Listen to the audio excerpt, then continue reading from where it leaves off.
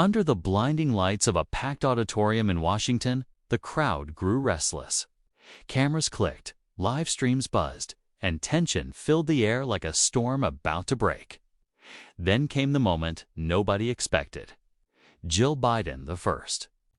Lady herself turned sharply toward Senator John Kennedy during a heated policy forum and said with a bold smirk, "If you think you're so much smarter, why don't we take an IQ test right here and now?"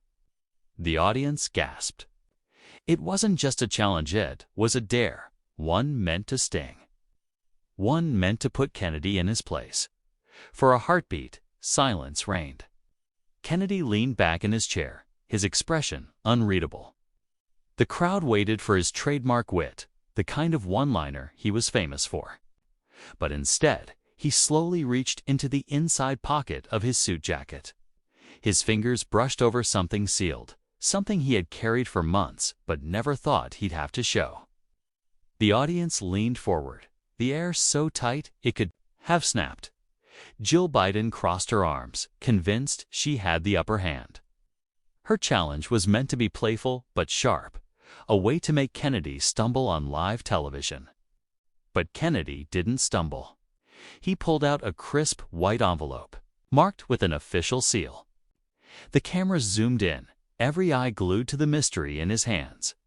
"Dr. Biden," Kennedy said slowly, his voice even but powerful, "you've asked me to prove my intelligence. But sometimes intelligence isn't proven by numbers on a test. It's proven by choices, by history, and by the things we keep hidden until the right moment." Then, with deliberate care, he tore the envelope open.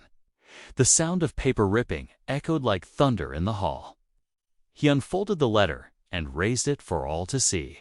It was dated years earlier, signed by one of the most respected figures in American academia, professor who had once mentored him quietly.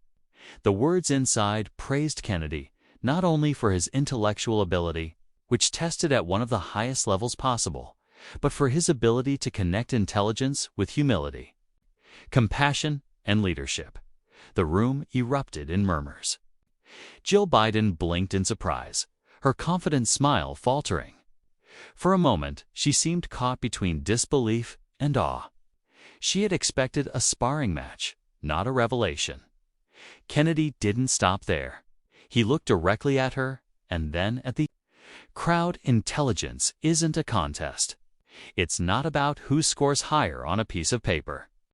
It's about how you use what you have to lift others up, to fight for those without a voice, and to bring truth where it's been buried.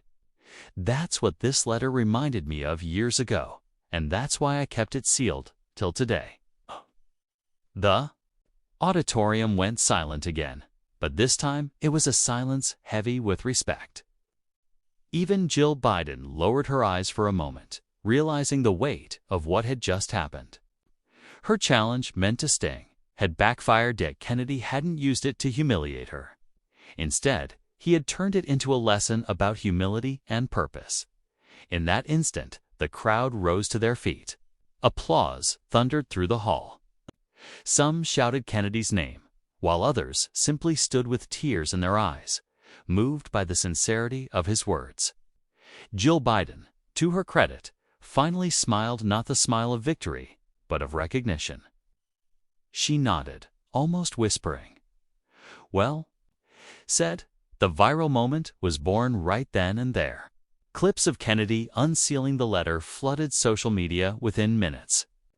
Headlines declared it a turning point in political discourse, an unexpected reminder that true intelligence is not about proving yourself, but about serving with grace. As the applause faded, Kennedy tucked the letter back into his jacket.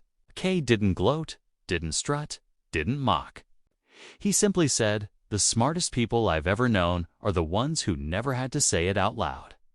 The forum continued, but nothing that followed carried the weight of that moment. Viewers across the nation replayed it again and again, drawing their own lessons from it: humility over arrogance, substance over show, wisdom over pride.